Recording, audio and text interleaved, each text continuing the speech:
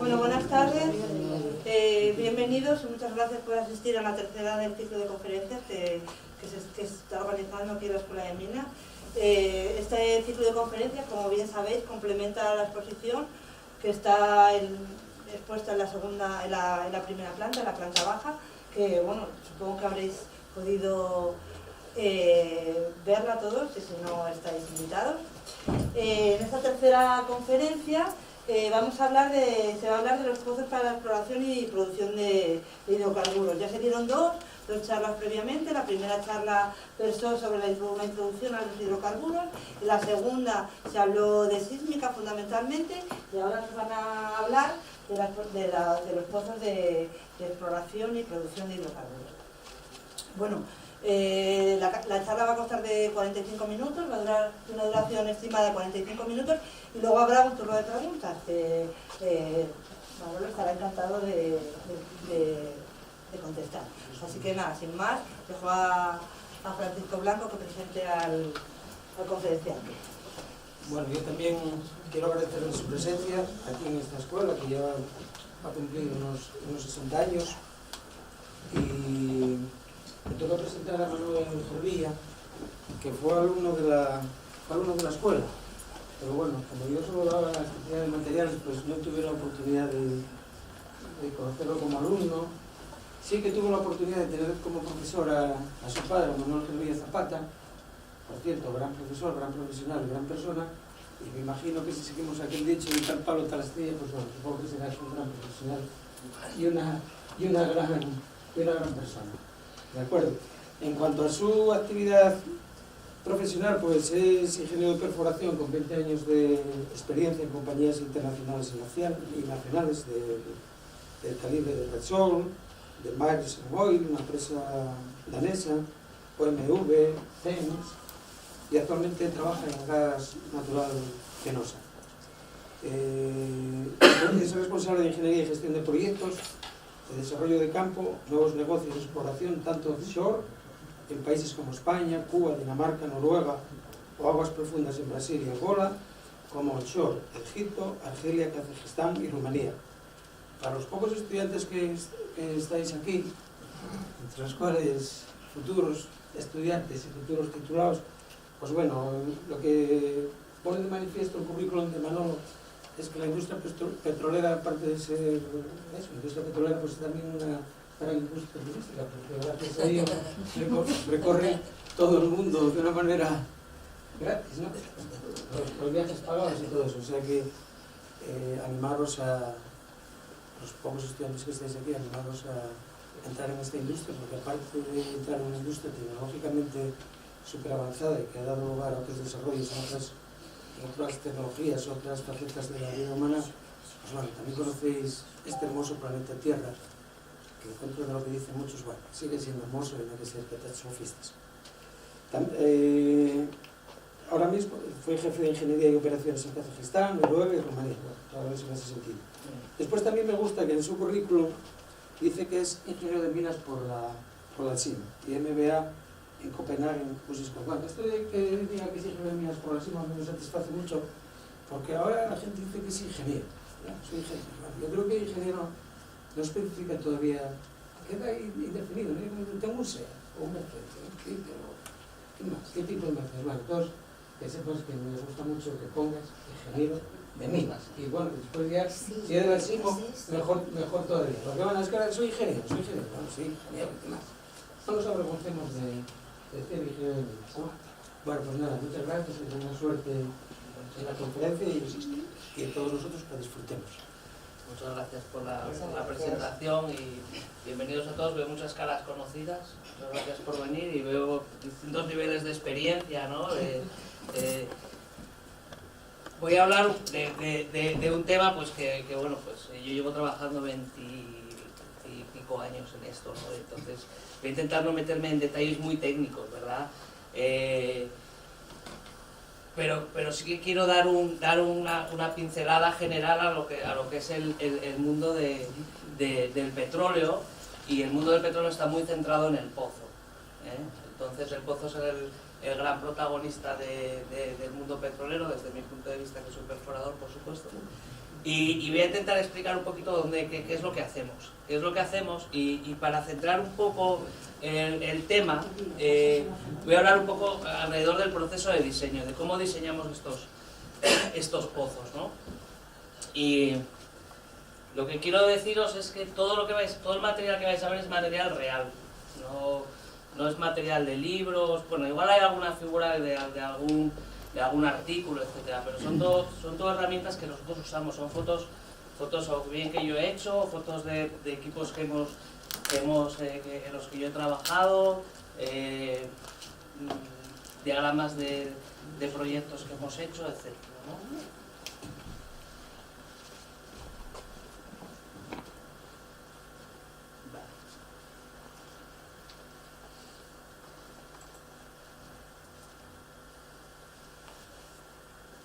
Voy a empezar con una pincelada a lo que es la perforación, qué es un pozo, cuáles son los elementos, qué tipos de pozos hay, ejemplos, cómo los perforamos en general, ¿no? Y luego voy a centrarme un poquito en el diseño de los pozos, pero centrado en el proceso de diseño de un pozo real de exploración offshore. Este caso es un pozo en Noruega. Y luego pues hay una pequeña conclusión y lo más importante, la charla coloquio, ¿no? Las preguntas que tengáis, tanto técnicas como dudas que tengáis de lo que veis en la prensa o dudas, pues vamos a hablar de un poquito de todo, ¿no? El petróleo se encuentra embebido en la roca, a distintas profundidades. Se encuentra en trampas, últimamente hablamos de fracking, se encuentra también en roca madre, ¿no? Entonces tenemos que acceder desde la superficie hasta donde se encuentra el petróleo. Por ahora la única manera que tenemos de acceder al petróleo es a través de pozos, ¿no? Entonces, pozos verticales, pozos direccionales, porque no podamos ir directamente desde la superficie hasta donde está la trampa petrolera. Hay pozos horizontales, hay pozos cortos, pozos largos, pero al final un pozo es simplemente una comunicación entre la superficie y donde está el objetivo que queremos encontrar. Y pues veis que cuando estás en superficie, casi el pozo, pues desde luego no se ve todo el desarrollo del pozo, está dentro de la tierra, ¿no? La torre de perforación, una vez que ha perforado el sondeo, se va y simplemente queda pues un pequeño juego de válvulas en su punta. Esta es una definición que yo uso, pues eso, la perforación entre la superficie y una formación geológica, un agujero a través del terreno. Y puede tener dos objetivos: o bien verificar la existencia de hidrocarburos, lo que llamamos exploración, cuando no sabemos si hay petróleo o no, o también pues hacer la explotación. Una vez que hemos hecho el descubrimiento, pues tanto producir como inyectar para aumentar la producción o para monitorizar la propia producción. Y para nosotros la seguridad tanto de las personas como el respeto al medio ambiente son siempre objetivos prioritarios. Entonces eso veréis que está embebido en todo el proceso de diseño y en todo lo que hacemos. Siempre estamos hablando de seguridad, de respeto medioambiental y de riesgos, ¿no?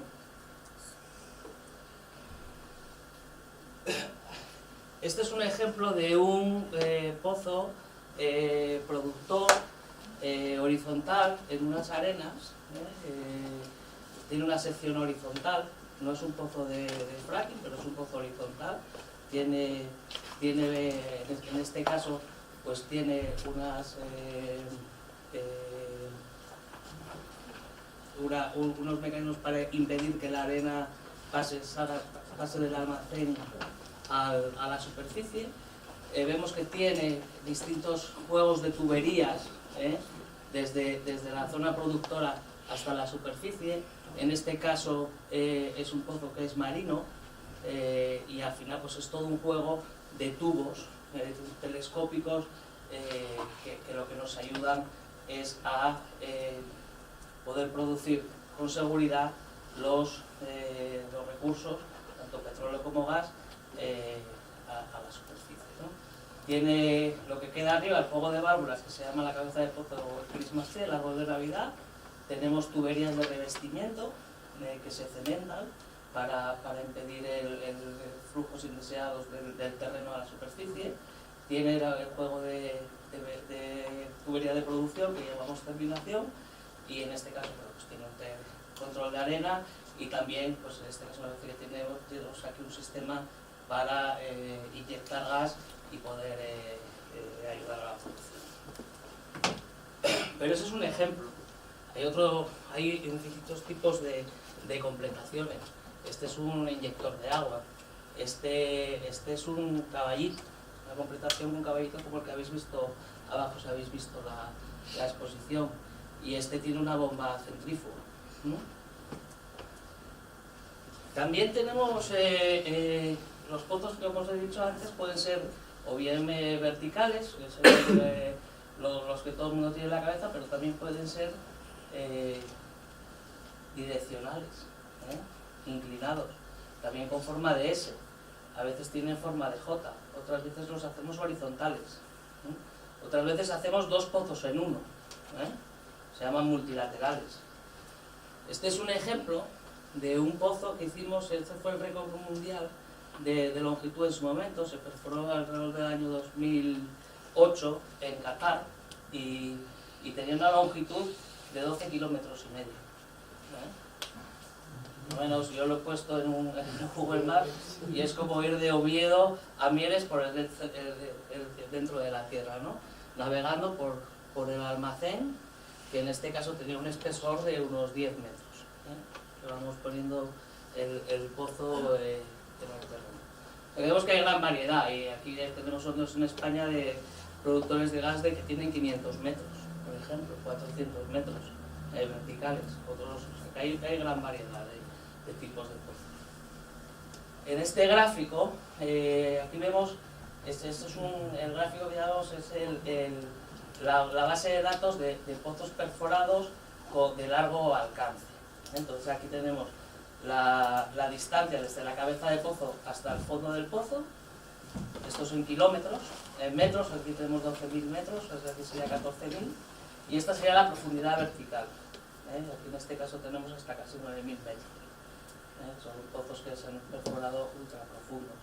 Aquí vemos que hay una gran variedad de tipo de pozos. Este es el que os he enseñado que perforamos en Qatar. Porque yo trabajaba con la compañía Mascot.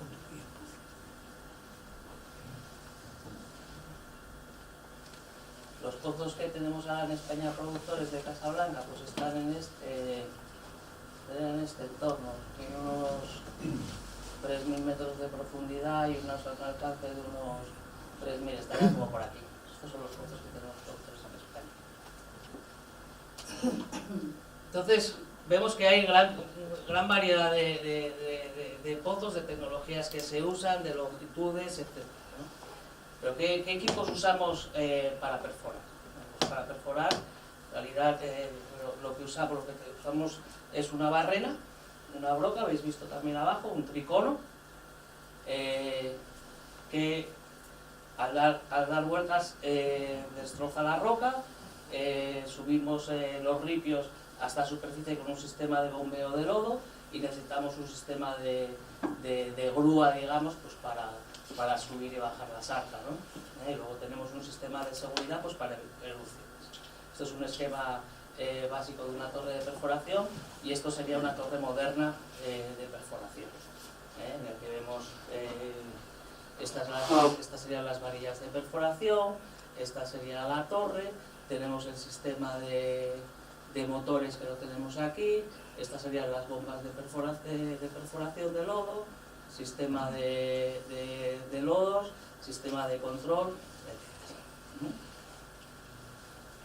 etc. Aquí vemos una torre convencional con una altura pues, de unos, pues, digamos, unos 40 metros. Estas torres son mucho más compactas. Estas se usan en zonas en las que no quieres tener impacto visual. Por ejemplo, en una ciudad, Esta es una imagen de la ciudad de La Haya, en Holanda, y tenemos aquí cómo se perforan pozos en la misma ciudad. Tiene aquí una barrera de sonido, estos contenedores para evitar el sonido. No tenemos viviendas y estamos haciendo perforaciones en la mina. Otro ejemplo de torre, esta es una torre en el desierto, en la que se mueve, pues que tendrá esta torre aquí, pues unos 70 metros de altura, y se mueve en un camión a través del desierto. Y esta es una torre que se ha montado en una isla artificial en el Caspio, y se ve estos hielos que se mueven, ¿no? A veces se inundan, y es del campo Kashagan. Estos sondeos tienen hasta casi 6.000 metros y casi 12.000 psi de presión y un montón de ácido sulfúrico, ¿no? Que perforamos pozos tanto en hielo, en el desierto o incluso en el entorno urbano.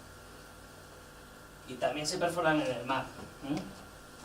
Varios tipos. Las torres que os he enseñado hasta ahora son unas torres de tierra, pero también perforamos unos en el mar con barcazas, con lo que llamamos jack-ups, que son plataformas que se elevan ellas solas, se apoyan en el fondo del mar, y también plataformas que son flotantes, ¿no? Y también con barcos, dependiendo de la profundidad. Este es un ejemplo de una torre moderna que yo creo que se instaló el año pasado en Noruega. Yo estuve trabajando en el diseño de este sistema. Este es el campo Johannes Vedel, que es uno de los últimos grandes descubrimientos en el mundo. Tiene alrededor de 2 billones de barriles recuperables, se cree. Y este es el sistema de producción. Bueno, pues esta es la torre de perforación. Aquí tenemos toda la unidad de proceso. Esta es donde viviría la gente, la plataforma de acomodación, y aquí hay otra plataforma de yeso. Aquí vemos una torre que, bueno, esta es doble y está apoyada, que me parece que tenían 28 pozos. Se perforan 28 pozos desde esta propia plataforma. El coste simplemente de este módulo, para daros es alrededor de 1.000 millones de euros de construcción e instalación, solo de este módulo. Esta es una jack-up, es una de las más grandes del mundo. Se usan hasta 150 metros de lámina de agua. Aquí podemos ver, esto es el Maersk Excel, las últimas plataformas que antes. Aquí veis en comparación con la Torre Eiffel, y creo que este es el edificio Chrysler. Bueno, esto es cuando la estábamos transportando de construcción a llevarla al almacén. Se monta encima de un barco que cuando llega a su destino se sumerge en el propio barco y se puede soltar la plataforma.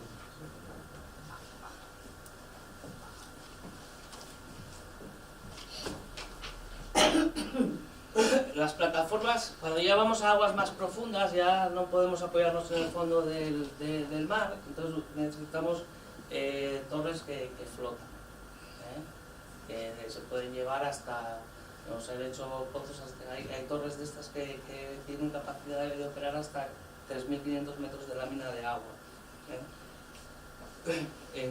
Se usan en zonas tanto en Brasil como en el Golfo de México. Esta plataforma seguramente la habéis visto en la tele ardiendo. Esta es la Deepwater Horizon. Ahora ya no existe esta plataforma. Y esta es una plataforma similar de cuando la estaba exportando, también la habéis visto una otra. Imaginaos el tamaño, ¿no? de esta torre, pues tiene del fondo arriba, pues tendrá unos 250 metros,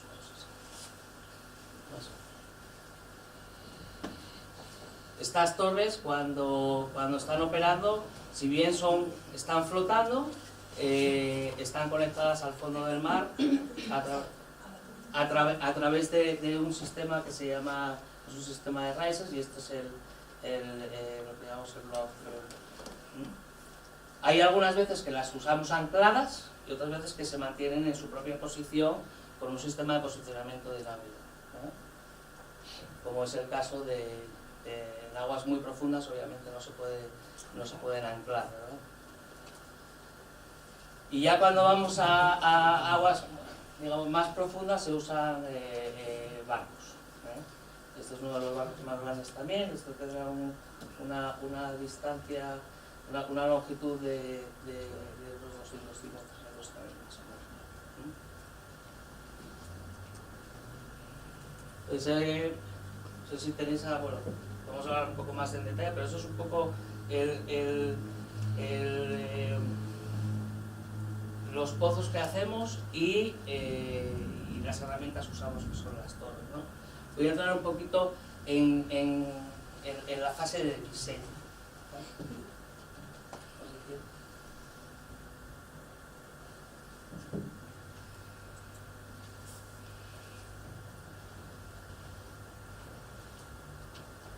Si bien el diseño de un pozo, lo que es el diseño en sí, las tuberías que usamos, dónde ponemos los revestimientos, etcétera, es específico para cada pozo y está determinado por la geología, por la mecánica de rocas, también por lo que queremos conseguir, por el entorno también, pues no es lo mismo si es en el mar, no es lo mismo si lo hacemos en una zona urbana, no es lo mismo que si lo hacemos en el desierto, aunque decimos que cada pozo es único. El proceso que seguimos es siempre más o menos igual, ¿no? Y es un proceso que está altamente regulado. Este es un ejemplo de la compañía Maersk Oil que nos define todo lo que tenemos que conseguir en cada una de las fases de diseño, los documentos, las actividades, etc., ¿no? Y son procesos de diseño en los que están cargados al principio del proceso, ¿no? Ponemos muchísimo esfuerzo en la fase preliminar, ¿eh? ¿Para qué? Pues para incrementar el valor del proyecto, identificando algunas alternativas que añaden valor y no centrándonos solamente en la parte de... Son procesos que requieren un montón de disciplinas, no solo ingenieros de perforación, necesitamos ingenieros de yacimientos, necesitamos contratistas especialistas en torres, especialistas en cemento, especialistas en brocas y en tuberías, en lodos, pero también geofísicos, geólogos, especialistas en seguridad del medio ambiente, en calidad, etc. Y luego, estos equipos siempre están supervisados por un equipo de expertos externos que ayuda pues, a dar una visión externa, ¿no? y de auditoría.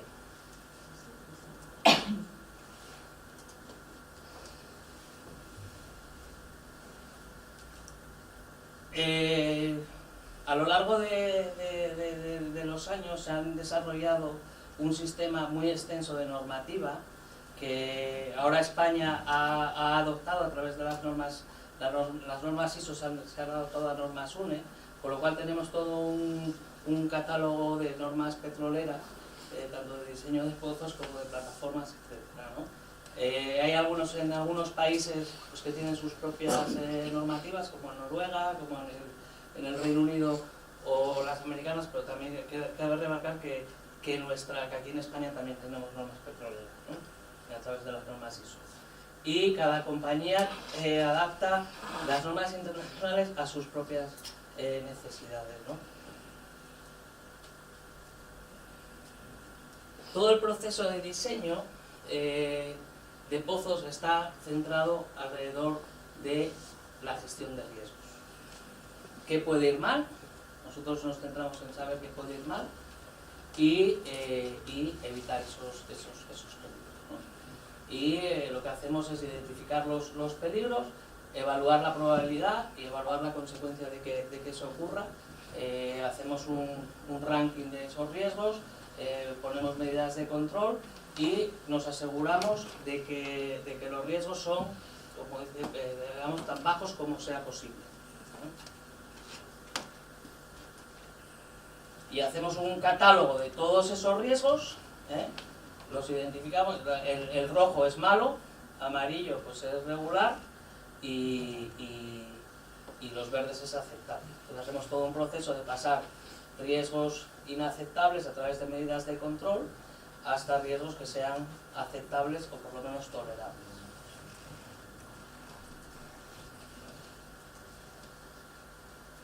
Bueno, esto es un ejemplo, digamos, vamos a empezar de cómo se encuentra el petróleo, y cómo diseñamos nosotros los pozos una vez que estamos en la fase exploratoria, pues para aquí no sabemos nada.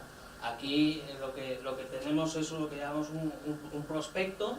Alguien tiene una idea de que en este trocito del mar, es el caso del mar de Noruega, que en este trocito del mar hay petróleo. Han hecho una identificación sísmica, unas líneas sísmicas, y teniendo en cuenta la geología, hacen unos mapas y interpretan pues que en estos niveles pues puede haber petróleo o gas, ¿no? Se hacen estudios extensos de geología y geofísica, y se hacen interpretaciones y se hacen análisis volumétricos y se toma la decisión de hacer un sondeo. En este caso era un sondeo que íbamos a hacer. Se hace toda una interpretación previa a la perforación del sondeo de la geología y de la geofísica, y se hace una columna litológica prevista. Cuando digo en 3D, como en este caso este pozo no es un pozo vertical, por lo cual la columna es a través de la trayectoria.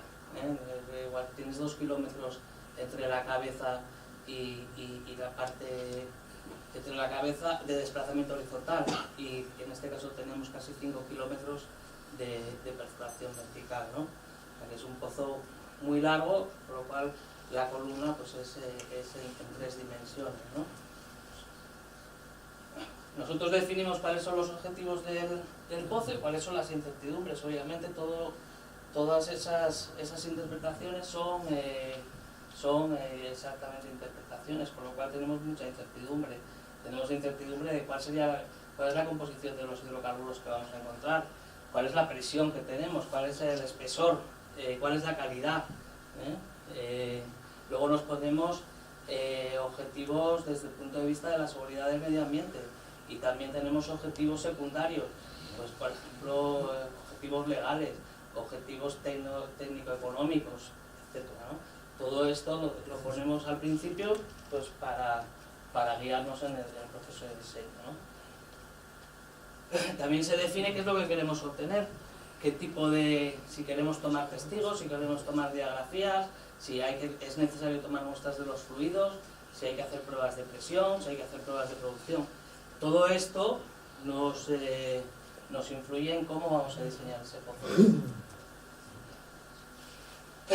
Una herramienta que tenemos, que hacemos siempre, es el estudio de los pozos cercanos. Y siempre hay pozos cercanos. Aquí he estado hablando antes con una persona y me preguntaba, ¿pero aquí en Asturias hay pozos petroleros? Bueno, pues aquí en Asturias, en el mar Cantábrico, se han perforado yo creo que unos 20 pozos, en láminas de agua hasta casi 500-600 metros.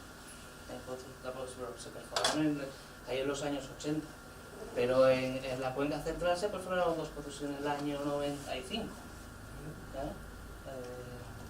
O sea que siempre tenemos, y si no, pues hay sondeos mineros, etc. En este caso pues se identifican cuáles son los sondeos, digamos, más relevantes, y se hace todo un estudio detallado de lo que ha pasado, de los históricos, de las presiones, etc., los problemas que ha habido. Se hace también una identificación de los peligros someros y profundos, con una sísmica somera muy detallada. en el que identificamos si puede haber bolsas de gas, si puede haber zonas con agua, si puede haber... todos estamos interesados en el gas somero, ¿no? Si puede haber zonas pues, que podamos tener grandes bolos. Y la herramienta fundamental para la perforación es la previsión de presión y de temperaturas, ¿no? Eso nos define dónde tenemos que poner cada uno de los revestimientos. El objetivo es impedir que los fluidos que están presurizados puedan salir a superficie. Siempre tener una tubería que nos impida que los fluidos puedan ir de una formación a la superficie a través del exterior, ¿no? Hacemos estudios de geomecánica, estudios de estabilidad de pozo, y también hacemos estudios de línea medioambiental. Seguimos con el ejemplo de Noruega. En ese sondeo particular, cuando hicimos el estudio del fondo marino, nos encontramos que había toda una colonia importantísima de corales de aguas frías, ¿no? Que son una especie a proteger. Entonces tuvimos que hacer, pues esto es el estudio de las anclas. ¿Dónde poníamos las anclas? Pues teníamos que diseñar la posición de las anclas para evitar dañar cualquiera de estos corales, por ejemplo. También en ese área había una zona de cría del pajarillo este, es el puffin, no sé cómo, frailecillo. Bueno, pues ahí también teníamos que evitar ciertas épocas del año, no me acuerdo cuáles eran, porque este ave pues pasaba por allí y no podíamos dañarla, ¿no? Bueno, pues con todo eso, o sea, miramos la geología, la geofísica, la geomecánica, miramos cuáles son las presiones, cuáles son las previsiones también obviamente del mar, de las tormentas, etcétera, y ahí llegamos a lo que es un diseño conceptual, ¿no? Decimos, bueno, pues nosotros creemos que este pozo lo vamos a tener que construir más o menos así, Entonces, pues nos imaginamos cómo lo haríamos y hacemos toda una revisión de los objetivos iniciales y del registro de riesgos inicial. Antes vimos que había mucho rojo, mucho amarillo. En este caso, pues al final hemos conseguido, adaptando el diseño y adaptando la tecnología, el pasar de que sea rojo a que sea verde y amarillo, ¿no? Y incluso hemos quitado alguno de los amarillos. Por lo cual, una vez que hemos llegado a un estado en que decimos, bueno, pues sí, tenemos que hacer muchas cosas, pero estamos seguros de que el riesgo es muy bajo, entonces seguimos con la planificación de detalle, ¿no? Esta es una parte de la verdad muy técnica, pero bueno, voy a pasar un poco por encima. Identificamos todas las alternativas de diseño que pueda haber. De una vez que tenemos un diseño preliminar que podemos aceptar, lo que hacemos es, en vez de concentrarnos en ese diseño específico, lo que hacemos es, nos abrimos y decimos, bueno, vamos a identificar todos los tipos, todas las diferentes alternativas que podamos imaginar. Y entonces hacemos un análisis de alternativas. Seleccionamos de las distintas trayectorias que pueda haber. Por ejemplo, para llegar a este objetivo podemos hacer una trayectoria en S, podemos hacer una trayectoria en J. Tenemos que seleccionar cuál es la mejor alternativa. O qué tipo de cabeza de pozo vamos a usar, o cómo diseñamos la conexión entre el fondo marino y la superficie. También podemos usar un montón de distintas herramientas, distintas brocas, distintos configuración de la sarta de perforación, y entonces lo que hacemos, pues distintas alternativas, las clasificamos y vamos seleccionando las distintas opciones. Y pues en este caso, pues cuáles serían los parámetros. Bueno, pues es importante saber cuál es la presión que vamos a tener en las bombas, cuál es el torque y el tiro que necesitamos, si una es mejor para limpiar el pozo o no, etc. También tenemos que seleccionar de las distintas alternativas que tenemos cuál es el tipo de lodo que usamos. ¿Vamos a usarlos en base de agua o en base de aceite? ¿Cómo nos influye la temperatura en la selección de ese tipo de lodos, ¿no? ¿Qué pesos vamos a usar? ¿Cuál es la estrategia de peso? La logística, no es lo mismo, por ejemplo, si tengo lodos de base de agua, pues puedo tratarlo en la plataforma y luego tirar el agua al mar. En cambio, si uso lodos en base de aceite, me lo tengo que llevar toda la tierra, con lo cual la logística tiene una gran influencia.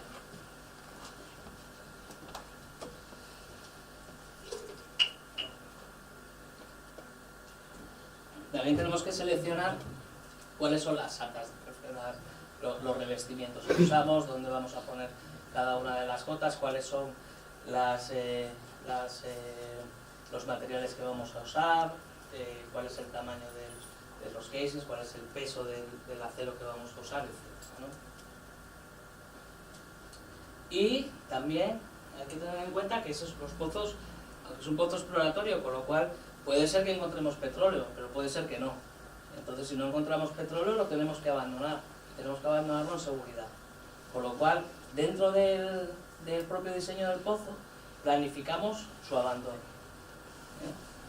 Para poderlo abandonar con seguridad y económicamente. La gran mayoría de los pozos exploratorios al final terminan abandonados, ¿no? Todo. También vemos cuál es el sistema de gestión de residuos de perforación. Es muy importante en el mar, sobre todo en zonas sensibles, en zonas de costa, etcétera. No podemos, usamos un sistema de vertido cero. No se vierte nada al mar. Todo se devuelve a tierra. Incluso los ripios de perforación se capturan y se llevan a tierra para tratamiento, no se tira, ¿no? Eso es un sistema para recuperar esos ripios que llegan al fondo del mar, se tratan en el mismo fondo del mar y se mandan a la plataforma. Y muy importante, también diseñamos los planes de contingencia. ¿Qué pasa si tenemos un problema de una erupción o un derrame de aceite o un blowout como pasó en Macondo? ¿Qué vamos a hacer? Pues ya en el propio proceso de diseño diseñamos los pozos de alivio. Diseñamos que los pozos aguanten, incluso cuando tienen un flujo descontrolado, que pasa muy pocas veces, pero lo que sí que queremos es poder controlarlo, ¿no? Y por supuesto, muy importante, hacemos una estimación de tiempo y de costes de perforación. Este es un ejemplo, en este caso, pues para perforar este sondeo, este es un sondeo en Rumanía, es un pozo de gas de 3.000 metros y tardábamos alrededor de unos 35 o 40 días y el coste, este es un coste de otro sondeo, este es un sondeo marino en Noruega, me parece que la cifra aquí son alrededor de 150 millones de euros, con un orden de magnitud. En cambio pues estábamos hablando de alrededor de 15 millones de euros para hacer un sondeo de gas emergente.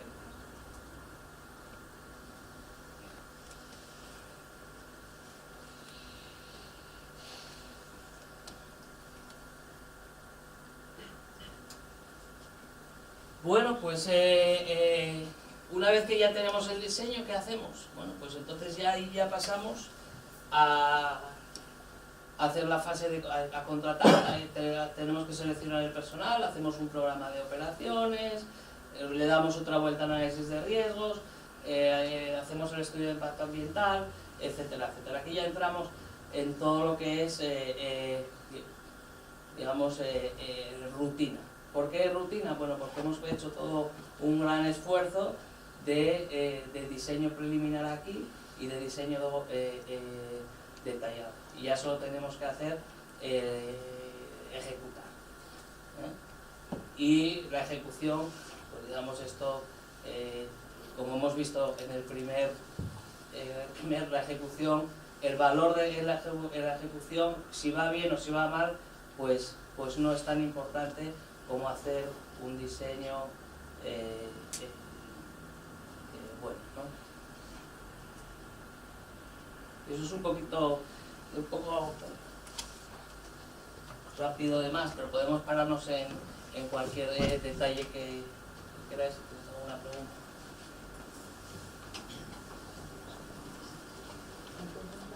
Yo quería preguntar, en todos los países, este protocolo, me ha encantado tu exposición, incluso Sí. para que no sabemos nada, muy interesante, toda la metodología y toda la programación.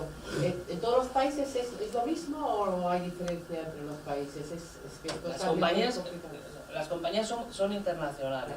Te pongo el ejemplo de Repsol. Repsol trabaja tanto en América del Sur como en el Golfo de México, como en Indonesia, en el Mar del Norte, y los procedimientos son los mismos. Entonces, sí es cierto que en ciertos países tienen una normativa quizá más restrictiva, en otros países menos, pero lo que hacen las compañías para poder trabajar a nivel internacional y ser consistentes, lo que hacen es tener su propia normativa basada en la normativa internacional.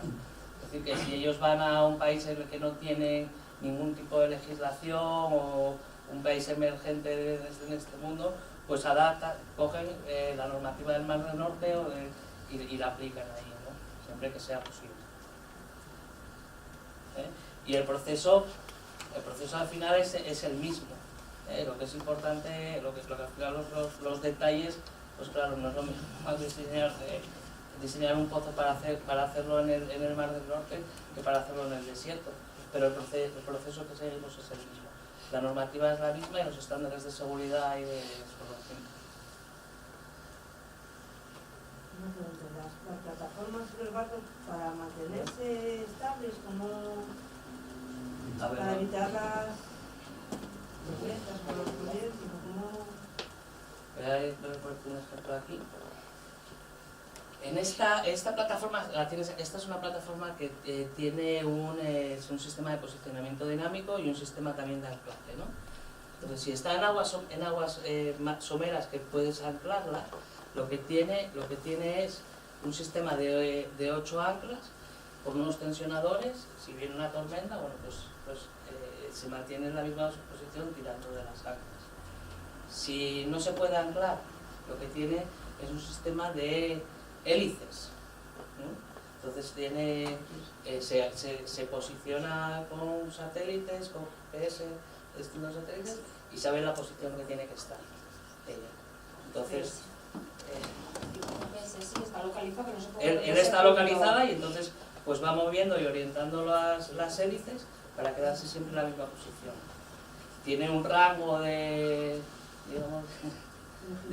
maniobra, siempre que esté dentro de la zona verde está bien. En el momento que ella se pasa a zona, se aleja más de lo que se tiene que alejar, que a veces puede pasar, pues porque la tormenta sea muy fuerte, porque tenga un problema en una de las hélices, porque el sistema de GPS no funcione bien, bueno, pues tiene todo un sistema de desconexión, ¿no? En realidad la torre queda flotando, pero la perforación está abajo, sí o sí, aunque no está anclada. En este caso aquí lo que tiene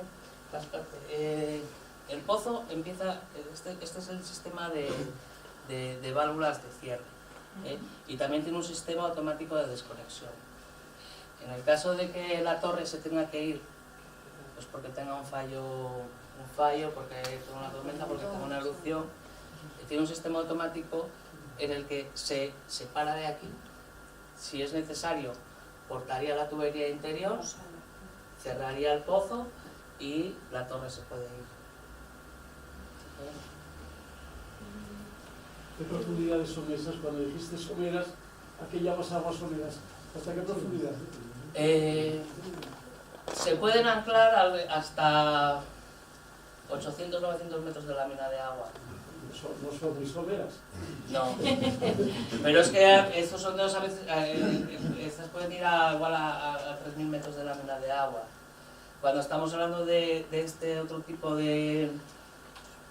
Esta por ejemplo es una torre es una jack-up, es una autoelevable de aguas profundas, pero es de aguas profundas, las aguas profundas son 150 metros para estas va apoyada en el fondo del mar. Normalmente pues van hasta los 80 metros, que son las estándares. Estas son para perforar en la zona somera de la plataforma continental, en el Mar del Norte. Se usan mucho estas, con 60, 70, 80 metros de lámina de agua, y en la zona del Golfo de México cercana, ¿no? Que las plataformas continentales son someras.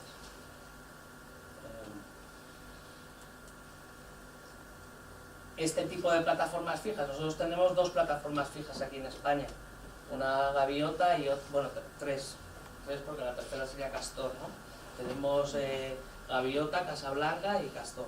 Bueno, pues estas pueden estar estas están fijas en el suelo, tienen una estructura metálica apoyada y los pozos, digamos, es como, sí, pues es un edificio, bueno, pues hay hasta 300 metros más o menos, plataformas fijas.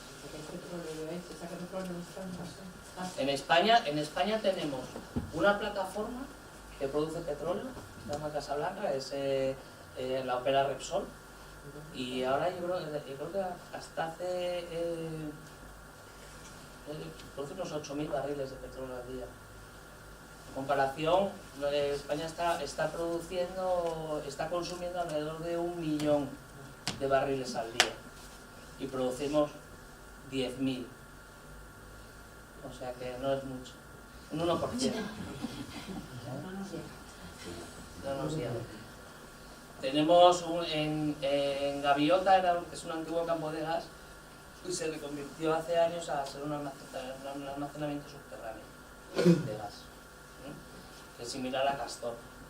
Castor es nuevo, se hizo en el campo Aposta, es un antiguo campo de petróleo, y ahora se ha reconvertido en almacenamiento de gas, pero bueno, digamos que está por los problemas que han tenido de técnicos, ¿no?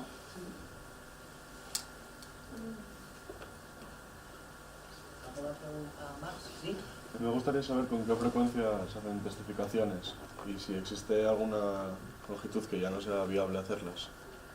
Testificación, mira, Sí. a ver, tengo aquí...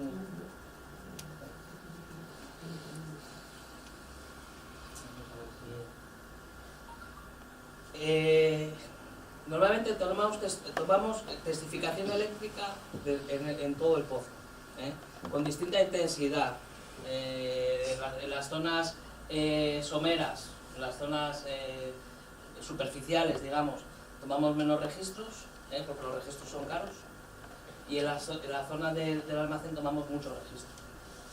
Tomamos tantos registros de resistividad, de gamma ray, tomamos registros sónicos, tomamos imágenes, etcétera, ¿no? También tomamos testigos de presión. Ahora, si hablas de sacar testigo es una operación muy cara. Generalmente se hace en muy pocos pozos. Es una operación que es arriesgada, es una operación que se hace a grandes, que está muy profundo y toma mucho tiempo, ¿no? Entonces cada vez se hace menos testigo, pero siempre se toma parte testigo de la zona de los almacenes, exclusivamente. Algo, si hay alguna otra área de interés. Pero vamos, se toman registros eléctricos de arriba abajo, ¿no? Y si no se extrae testigo, ¿qué fiabilidad te da Si no se extrae testigo, los análisis? bueno, la tecnología de las diagrafías eléctricas está muy avanzada, ¿no? Sí es cierto pues que los testigos a veces son irreemplazables en estudios de mecánica de rocas, detallados del almacén, pero con poco testigo pues haces mucho, digamos, ¿no? Comparado con los costes. Pero los descubrimientos al final, más que en el testigo, es en la prueba de producción. Si tomamos muestras de fluido, a veces no se toma testigo, pero se toma muestra de fluido, se pone como diríamos, digamos un probe, una especie de jeringuilla en la formación, se extrae, se hace una diferenciación de presión, se extrae fluido y se lleva a superficie. Entonces analizamos qué fluido tiene. Si vemos que el fluido es lo que estamos buscando, gas o petróleo, pues se puede tomar la decisión de hacer pruebas de producción. ¿De acuerdo? Pero también son, dependiendo de dónde estemos, ¿no? Pero tenéis que tener en cuenta que a veces los costes diarios de una plataforma de perforación están alrededor de 1 millón, ahora ha cambiado un poco el mercado, ¿no? Pero están alrededor de 1,5 millón de euros al día. Por lo cual calcula la hora, si te tiras 3 días para hacer un testigo, pues te está costando solo el testigo pues 5 millones de euros, ¿no? Entonces tienes que tener más el riesgo de que algo vaya mal, con lo cual tienes que hacer evaluaciones económicas de los datos que quieres tomar. Estás continuamente condicionado con el tema tiempo y dinero. Es el riesgo, es el riesgo, porque a veces tú haces una planificación de... Esto es una curva de... Estos son diferentes sondeos, y esta es la curva de profundidad y de tiempo de perforación. Son sondeos similares, veis que están todos más o menos en la misma profundidad y tienen curvas similares. A este algo les pasó. Entonces si más o menos el tiempo de perforación, el tiempo de operaciones está muy relacionado con el coste, este sondeo lo tenían planificado con un coste similar a lo de estos, digamos 100, igual les ha costado 200. Entonces por eso también nosotros miramos mucho que no nos pasen cosas que no queremos que nos pasen. ¿Y cómo hacemos eso? Pues analizando los riesgos y poniendo medidas de mitigación. Y también teniendo en cuenta de que esto nos puede pasar. Por lo cual hacemos análisis de costes probabilísticos. Cuando nos dice cuánto va a costar un pozo, nosotros normalmente no damos una cifra. Lo que decimos es tienes el 50% de probabilidad de que te cueste esto, pero tienes el 10% de probabilidad de que te cueste el doble. Y si todo va estupendamente, tienes el 90% de probabilidades de que no te va a costar menos de esto. Tenemos una distribución de costes, ¿no? O sea, que en la previsión esa de las planificaciones que hacéis es donde realmente se echa el resto, vamos. Yo tenía, sí, efectivamente, pero hay un límite de las cosas, ¿no? Hay un límite de las previsiones que puedes tener. Al final, nosotros siempre decimos una cosa, que un pozo cuesta lo que cuesta y cuanto más dura, más cuesta, ¿no? O sea, que no sabemos podemos hacer todas las previsiones del mundo, pero al final, por eso también es difícil tomar este tipo de decisiones, pues son muy... Si tú tienes un sondeo en este caso, pues por ejemplo, este me parece que son 600 millones de coronas, que estarás más o menos a 6, pues 100 millones de euros, y tienes una contingencia en este caso de un 25%, pues estás dando una variación de 25 millones de euros, que no está mal. Porque lo del pozo es una cuestión local, tal, pero es lo que es, digamos, las reservas para delimitar el campo. A ver, vamos a ver aquí un poquillo.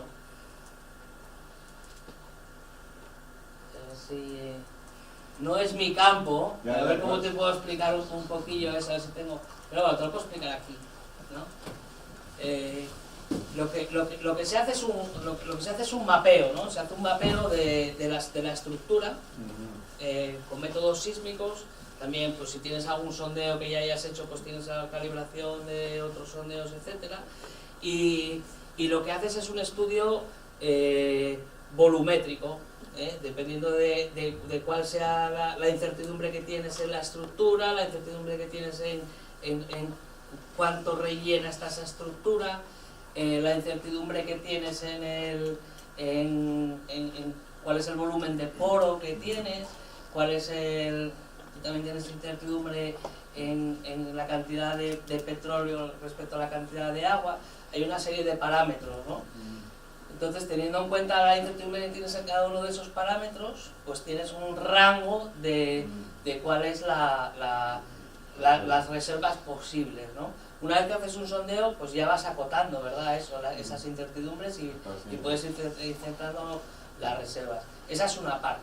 Pero luego tienes otra parte, en exploración tienes otra parte que es el riesgo exploratorio. El riesgo de que esa trampa de verdad sea efectiva. El riesgo de que la migración del petróleo se haya producido en el tiempo, etcétera, etcétera. Entonces, si multiplicas esas dos cosas, al final tienes una probabilidad económica de ese prospecto, ¿no?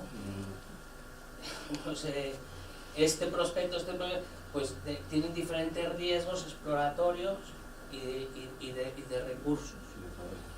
Entonces hace una valoración económica y se contrasta con la valoración probabilística de los costes de explotación, etc. O sea, al final es un juego, es un juego de probabilidades, ¿no? Es un poco muy parecido a apostar, ¿no? Sí, tratar de ajustar lo más posible la información que tienes para llegar Claro. a decir si realmente merece la pena intentarlo o no. Claro, entonces la información, y también la información tiene un coste. Claro. Tomar un testigo tiene un coste Ya. y un riesgo, con lo cual la decisión de tomar un testigo o no tomarlo, pues es una decisión no solo económica, sino económica de riesgos. Trabajamos mucho con eso, con probabilidades y con toma de decisiones. Porque me imagino que aunque se suponga, o sea, aquí suponemos que hay un yacimiento, un almacén, lo que sea, de gas, de petróleo, lo que sea. Claro, en el momento que dices, pues ya, pero para llegar ahí, se puede incluso desechar, sencillamente porque los costes serían demasiado elevados. Muchas veces. Claro. Muchas veces. Yo no sabía, era la tecnología horizontal, porque sí para el fracking y tal, pero bueno, sí, no tengo ninguna experiencia en esto. Pero hacer toda ese túnel, digamos, que es... En particular, en ese campo es el campo Al-Sahin, es un campo que está... son el campo gigante de gas que está en Qatar, que se llama el North Field en Qatar, y en Irán se llama South Pars, es el campo más grande de gas del mundo. Pues esa tiene unos niveles de unos carbonatos, es una creta, que tiene muchísima porosidad pero poquísima permeabilidad, y tiene una potencia muy limitada, pero una extensión enorme, ¿no? Entonces, el método de explotación de ese yacimiento en particular es hacer pocos centros de perforación de pozos, pero muy largos, con mucha exposición, porque al tener un pozo muy largo, tienes mucha pared de pozo, con lo cual pues produces mucho, ¿no? Por ejemplo, en Casablanca el problema es diferente. Tienes un yacimiento que tiene una permeabilidad extrema, ¿no?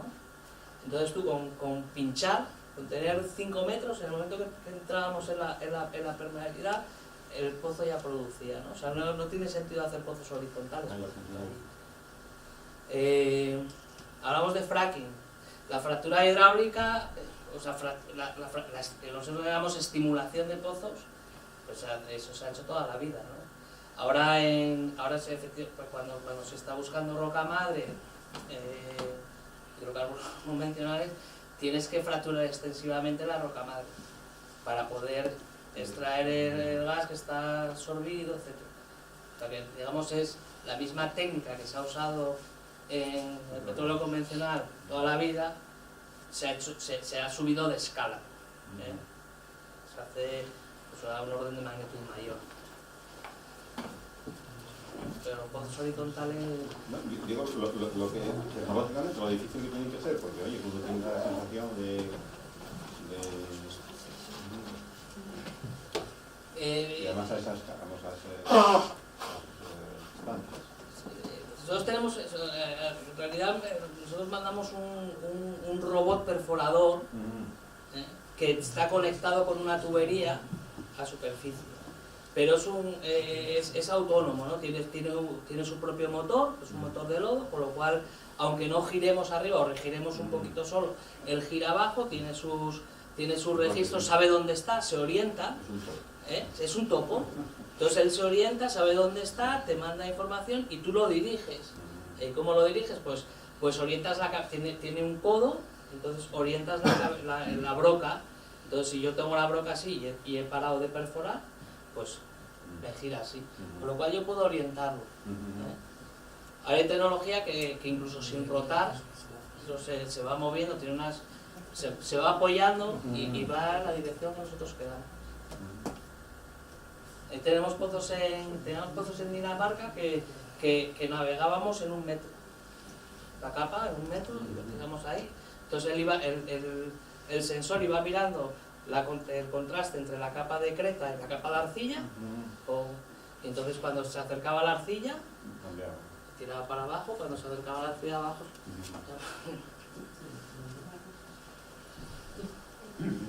Felicidades por la presentación, que me ha gustado mucho. Es una tecnología muy avanzada, trabajáis en el medio del mar, supongo por lo tanto que los costes son mucho mayores, habrá turnos especiales para la gente, sueldos más altos, el coste de ingeniería y planificación tremendo, es decir, muchísimo más dinero hacer esto que hacerlo en un campo en Irán, en Qatar.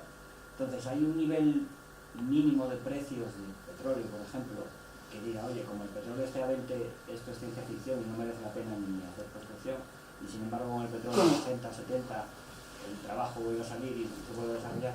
Exactamente. Ha habido un cambio de paradigma ahora, ¿no? Ahora desde el fracking, el éxito del fracking en Estados Unidos ha vuelto a eso. O sea, ahora, porque en Estados Unidos estaban haciendo un montón de exploración y de inversión en aguas ultraprofundas con esos precios altos, ¿no? De petróleo. ¿De acuerdo? Ahí sí tiene sentido gastarte un montón de dinero pero cuando los precios son bajos no te salen las cuentas, ¿no? ¿Qué ha pasado? Que ha pasado que los americanos con el fracking pues han conseguido desarrollar una tecnología en la que les sale rentable, pues están alrededor de 40, alguno de las áreas, $40 por barril. Y son pozos en tierra que tienen muy poco riesgo, etc. ¿no? Con lo cual, y son casi recursos ilimitados. Yo creo que este tipo de exploración en aguas ultraprofundas, en Ártico, con altísimas presiones, súper caros, con muchísimo riesgo, etcétera, vamos a dejar de verlo. Yo creo que ahora las no convencionales van a porque no tienen riesgo, tienen muy poco riesgo. Es decir, si las no convencionales están en 40, ¿qué tenemos que entender? Que esto está en 70, 80 y por lo tanto hasta que no esté ahí arriba no merece la pena irse al Ártico con una plataforma flotante de estas tan cara. Seguro que no. Y aparte que tú das cuenta que estas inversiones son tipo una recuperación a muy largo plazo. Yo cuando tomo la decisión de hacer este sondeo exploratorio, si tengo suerte, si yo tengo un descubrimiento, pues lo voy a poner en producción dentro de 5, 6, 7 años. Este shock que ha habido ahora con este cambio de tecnológico, etcétera, va a hacer muy difícil que alguien se arriesgue a poner una inversión considerando un precio de 80 barriles y que lo va a recuperar porque hemos tenido una fluctuación muy gorda, ¿no? Y ha habido un cambio tecnológico. Ahora está a 80. Con lo cual el fracking tendría que estar... Ahora claro, ahora está... Sí, está... Estados Unidos es un exportador neto de petróleo ahora, ¿no? Pero están produciendo 9,5 millones, me parece, ¿no? Equivalentes. Entonces, así hablando en general y de forma divulgativa pura, ¿tú qué opinión tienes del famoso peak oil? Que tanto cuando estudiamos ya se hablaba de eso y de repente ahora todo eso, pues digamos, se va a volatilizar. El petróleo no se va, o sea, no vamos a dejar de usar petróleo porque se acabe el petróleo, estoy seguro. Vamos, eso, nadie en esta industria piensa eso. Los recursos son ilimitados ahora. Ahora con el fracking los recursos son ilimitados. Ya habíamos hecho un montón de descubrimientos incluso aunque la producción se estaba incrementando, la recuperación de reservas seguía manteniéndose. O sea, había descubrimientos de convencionales. Los convencionales tienen muchos riesgos, son muy difíciles de encontrar, ¿no? Bueno, ahora con las no convencionales, ese riesgo, digamos, exploratorio casi ha desaparecido. No es que haya desaparecido, porque hay zonas más jugosas y otras menos jugosas. Pero la trampa ya no necesitas una trampa, ya no necesitas una migración. La roca ya sabes dónde está, solamente tienes que encontrar unas zonas que sean más jugosas, menos jugosas. Es un juego económico y no tienes que hacer grandes inversiones en plataformas a 3.000 metros de lámina de agua, ¿no? Y por último una pregunta así de curiosidad. Dices que una plataforma flotante de estas, en caso de riesgo extremo, se desconecta del fondo, deja de estar anclada y se va. Si tenéis que volver a anclar a 3.000 metros de profundidad, ¿qué se manda ahí abajo? Bueno, a 3.000 metros no anclamos, o sea, son de posicionamiento dinámico. Sí es cierto que incluso las ancladas las puedes desconectar y con las anclas te apartas. Bueno, pues digamos te queda, tú tienes tu conector y está conectada a la plataforma. Ese tubo lo puedes recuperar, pero también lo puedes bajar y posicionarte y conectar. Pero no baja, desde arriba, no baja nadie, no baja un robot, no baja... Nosotros bajamos a robots, sí usamos robots. ROVs, Remote Operating Vehicle. Son unos submarinos con unos brazos, no sé si los habéis visto, con unas cámaras, y te ayudan a operar, ¿no? Y te ayudan a guiarte para ver. Pero sí, a 3.000 no mandamos a nadie, ¿no? Todavía se hacen operaciones con buzos, pero yo creo que están limitados a 150, 200 metros de más o menos. Y por seguridad casi ya no se hace, porque tienen que estar metidos en unas zonas de compresión y viven allí, es un problema. Entonces la tecnología de submarinos está muy avanzada para hacer, y ya son muy baratos.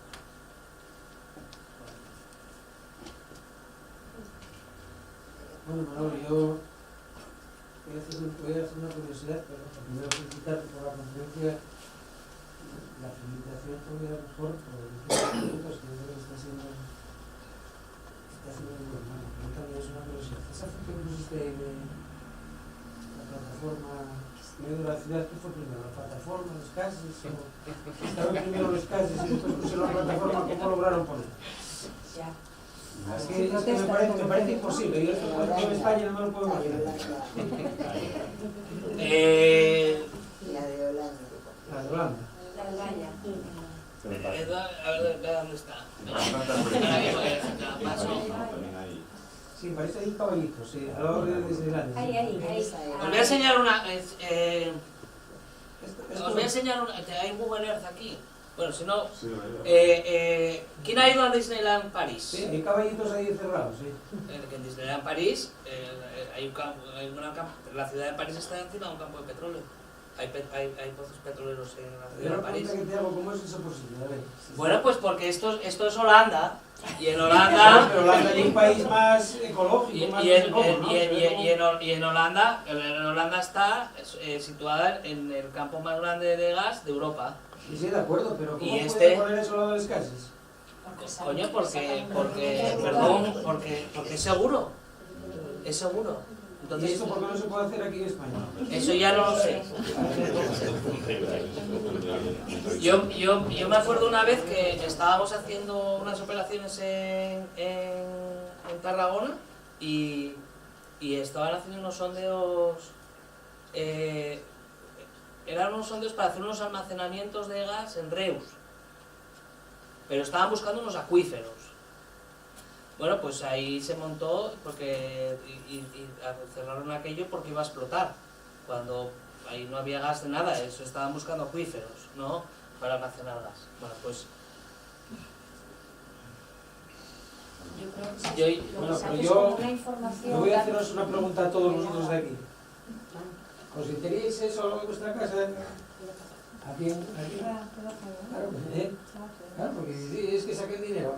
¿Quién de nosotros aquí estaría dispuesto a que le pusieran eso al lado de su casa? Se les puede pagar a los Si compran, me vendo, según lo que paguen. Tienes un precio. Y bajar el repostaje. le das el gas gratis. Bueno, a la vista de las cifras que está manejando Jardilla, a lo mejor les pueden pagar a todos otro travesín por otro sitio. Las cifras son desorbitadas. Totalmente. Igual que la gente por antenas en las casas. Claro. Sí, claro.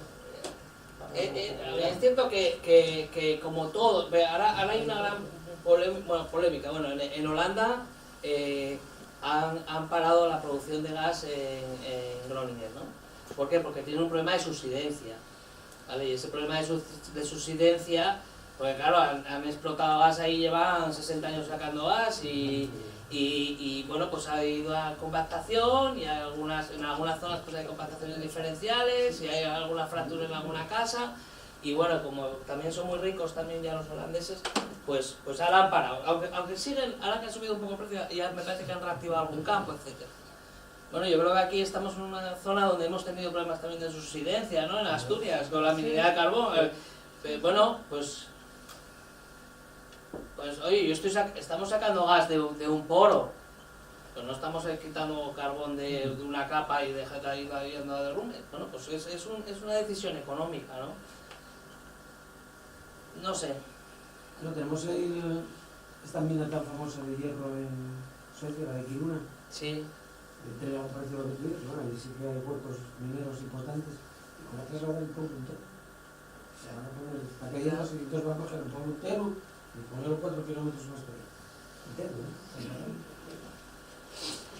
Hombre, es cierto que ahora tenemos se ha desarrollado también toda una tecnología alrededor de los microsismos y de monitorización sísmica y de subsidencia que antes en nuestro mundo petrolero no tenía tanta relevancia, ¿no? Ahora sí, ahora hay gente mirando a todo lo que pasa en tierra, ¿no?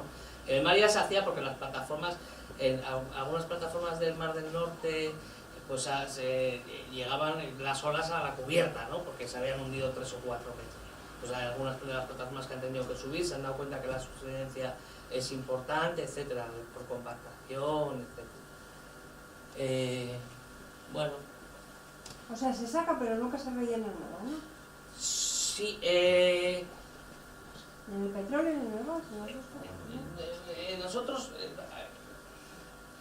a ver, se rellena por necesidades de la producción, no generalmente no para reemplazar por problemas de subsidencia, a no ser que haya un problema de subsidencia que exista y que se vea, pero normalmente no es relevante porque son capas que son muy profundas, el volumen, si la porosidad es un 15%, 15-20%, y ya estás extrayendo el petróleo, tal, al final estás subiendo un volumen muy pequeño que encima está soportado por la roca, ¿eh?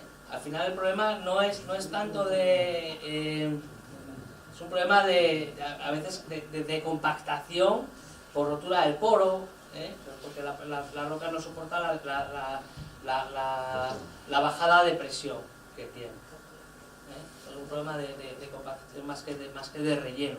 Entonces nosotros intentamos mantener la presión, porque la presión es buena para producir, pero bueno, hay muchos casos. Pero se hace inyección de CO2 con el objetivo de incrementar la producción, ¿no? Se llama... Sí, hay algunos campos que se hace eso. Tengo una pregunta, que es, ¿cómo por ejemplo la gente dice, vamos a acabar aquí porque pensamos que hay petróleo? Porque a perforar, pero ¿cómo saben que debajo de la tierra hay petróleo o no hay petróleo? Pues mira, ellos lo que hacen, están los geólogos, Los geólogos lo que dicen es, ellos hacen una interpretación de cómo es la tierra por debajo. Y dicen, bueno, pues yo tengo que buscar una roca que sea una arena que pueda tener petróleo dentro. La encuentran en superficie, van a la superficie y luego la van siguiendo. Y mentalmente la van siguiendo y dicen, pues tiene que estar ahí. Hacen una foto, como una radiografía, y ven si hay una trampa de petróleo. Entonces, si dicen, bueno, hay una arena, hay una trampa que me la veo en la radiografía y he visto que por esta zona hay petróleo, pues se toma la decisión de perforar. Perforan y a veces hay petróleo, han encontrado, si no hay petróleo, pues se van a otro sitio a perforar. Vale, y por eso estaba lo que vi en los papeles, que había permiso de perforar y en algunos sitios que había permiso de perforar, no perforaba. Porque a veces dices, bueno, me han dado permiso, pero me parece a mí que aquí no va a haber. O me va a costar más de lo que voy a sacar. Con lo cual dicen, o también dicen, yo solo tengo 100 euros, pues lo puedo gastar en este, que no tiene buena pinta, o lo gasto en este. Pues me voy a gastar en ese que tiene mejor pinta, porque solo tengo 100. Luego ya cuando gane otros 100 me voy a ese. Si los gano, a veces no los gano. ¿Vale? ¿Alguna pregunta más?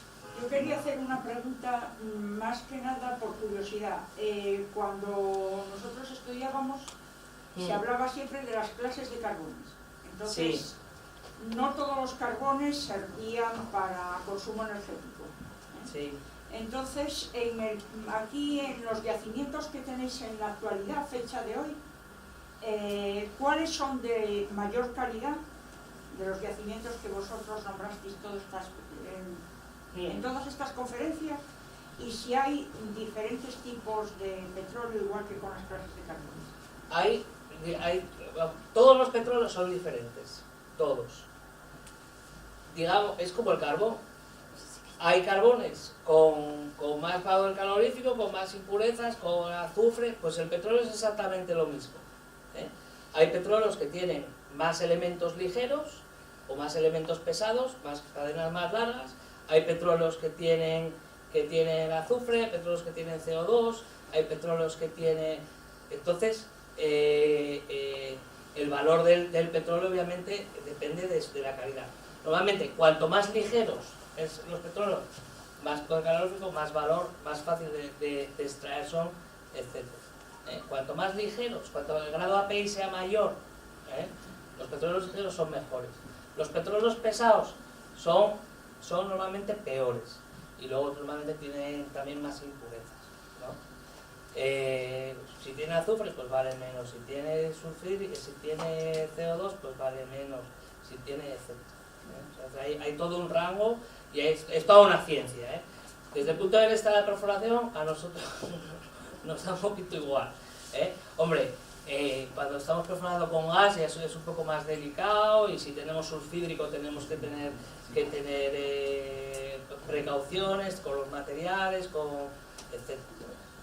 Pero desde el punto de vista de valor económico, eso es toda una ciencia, ¿no? Y las refinerías, y digamos, hay un trading de petróleo que bueno, como el carbón. Yo creo que no es mi mundo del carbón, pero entiendo lo que me acuerdo yo de esas zonas que nombráis, Golfo de México, Arabia Saudí, Qatar, ¿cuál es el petróleo de más calidad en la actualidad?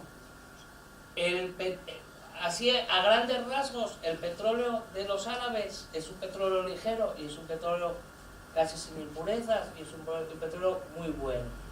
El petróleo del Caspio, por ejemplo, es un petróleo que tiene muchísimo azufre, lo cual tiene altísimas presiones y no es tan bueno. En el Mar del Norte es bastante bueno, es también bastante ligero.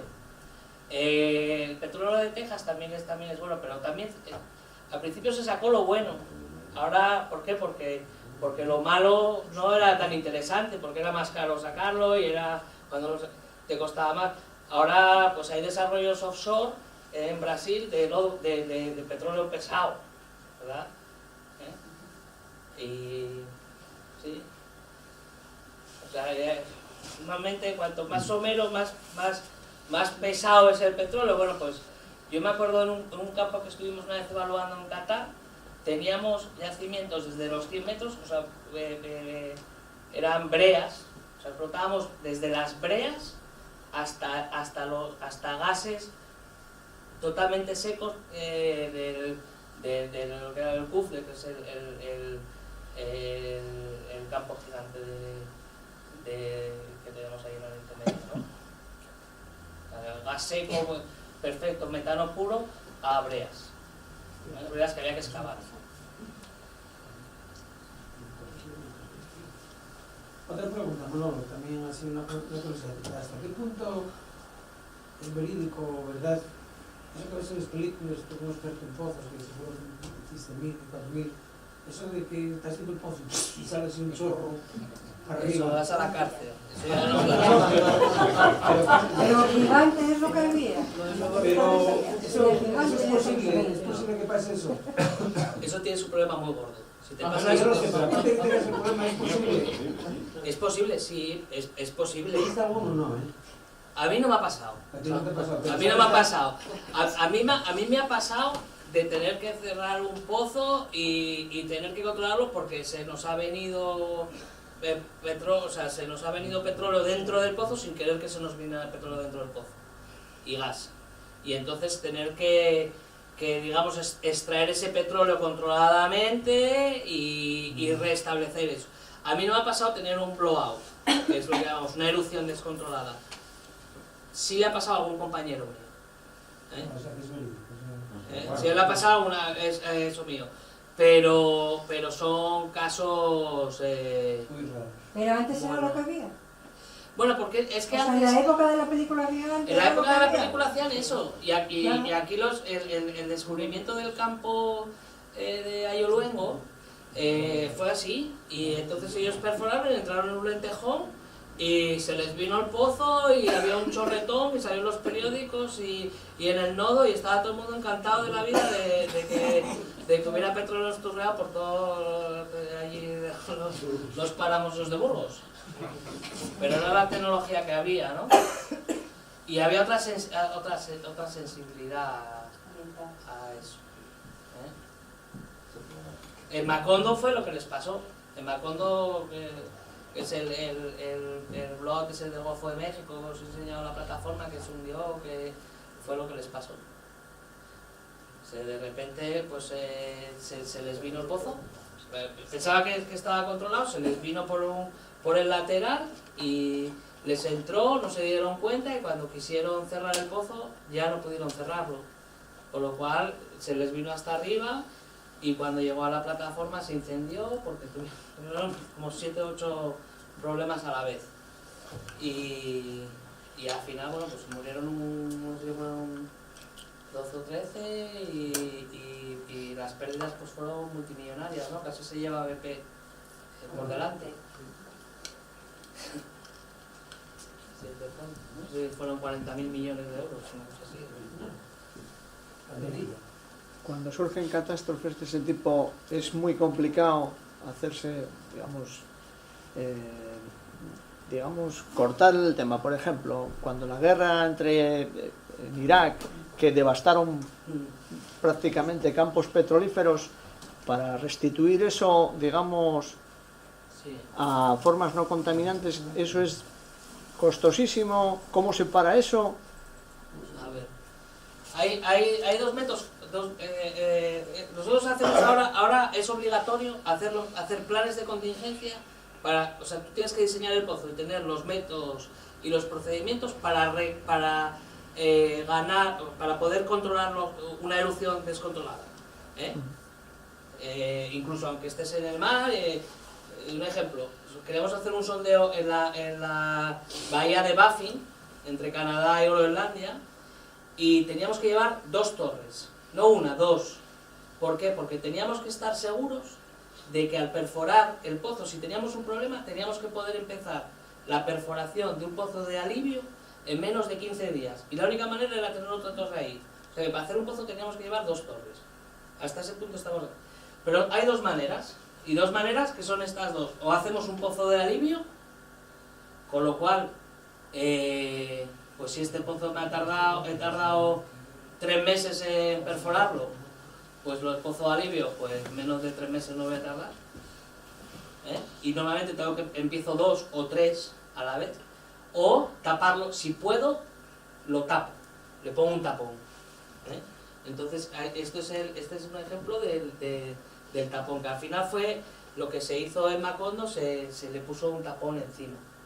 Le llaman un capping stack, pero es un tapón. Es otro BOP que lo ponen encima.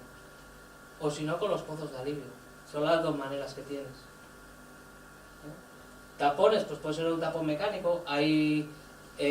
Cuando pasó aquello de la guerra de... Si es que devastaron campos enteros. Bueno, pues ahí hacían una cosa, les prendían fuego.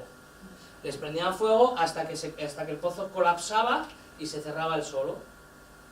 Esa es una técnica, es una especie de tapón térmico. A otros les ponían un tapón de hielo. Cuando podían acceder que no estaba, les ponían un tapón de hielo, taponaban y los taponaban. Hay compañías que se dedican a eso. Porque sí pasa a menor escala de eso que vemos en la tele, ¿no? Pero los pozos que tienen problemas sí que hay que arreglarlos, ¿no?